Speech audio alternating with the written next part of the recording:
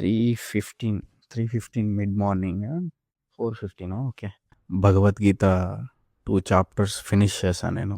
అవన్నీ ఆడియోస్ స్క్రిప్ట్స్‌లా రాసి, దాన్ని నేను మళ్ళీ ఆడియోస్‌లోకి కన్వర్ట్ చేసి, దానికి నా వాయిస్ ఆప్ట్ అవుతుందా లేదా అని థింక్ చేసి డబ్బింగ్ చెప్పడం జరిగింది. దీన్ని ఎలా మొదలుపెట్టాలన్నది బిగ్ క్వెషన్ నాకు ఫస్ట్. మొదలుపెట్టేశాను. ఎక్కడి నుంచి, ఏంటి అంటే, చిన్నప్పుడు మా నాన్నమ్మ కథలు చెప్తే గాని నిద్రపోయేవాడిని కాదు. సో, అక్కడి నుంచే మొదలుపెడదాం. ఎందుకంటే నేను చిన్నప్పుడు విన్న కథల్లో ఒక కథ నాకు బాగా గుర్తుంది. అదేంటంటే వేదాలు దొంగలించబడిన కథ.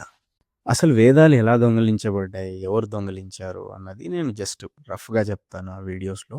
అక్కడి నుంచే మొదలుపెట్టాను ఫస్ట్ వీడియో భగవద్గీత కంటే ముందు. అది కూడా ఎందుకంటే మన వాళ్ళు చిన్న చిన్న గ్రూప్ డిస్కషన్స్‌కి, డిబేట్స్‌లో తప్పించుకోవడానికి రామాయణంలో రాముడు ఇలా ఉన్నాడు, అలా చేశాడంటారు. భగవద్గీతలో శ్రీకృష్ణుడు ఏమన్నాడో తెలుసా అని చెప్పేసి తప్పించుకుంటారు. సీరియస్‌లీ అవి చాలా తప్పు. ఎందుకు తప్పంటే నేను జస్ట్ 2 చాప్టర్స్‌ని విని కస్టమైజ్ చేసినాను ఆ స్క్రిప్ట్‌ని ఇంత. అది ఇంకా ఇంతుంది. నేను ఇప్పటివరకు షార్ట్ ఫిలిమ్స్, పాడ్‌కాస్ట్, సాంగ్స్ ఎలా క్రియేట్ చేయాలి, రిలీజ్ చేయాలి, స్టోరీ బోర్డ్ ఎలా క్రియేట్ చేయాలి, మన టూల్స్‌తో ఎలా కస్టమైజ్ చేసుకోవాలనేది వరకు చేశాను.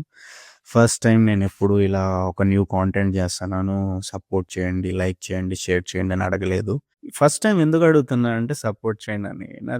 నేను ఇప్పటివరకు అడిగా అంటే ఒకరికో ఇద్దరినో అడిగింటా క్లోజ్‌గా ఉండేవాళ్ళని. లేదంటే అడగను. స్టేటస్‌లు పెట్టుకుంటా. వాట్సాప్‌లో గానీ, ఇన్‌స్టాగ్రామ్‌లో గానీ. గట్టిగా అంటే నా వాట్సాప్‌లో ఒక 25 మెంబర్స్ ఉంటారు. బోర్ కొట్టేసి ఉంటది చూసి చూసి నా స్టేటస్.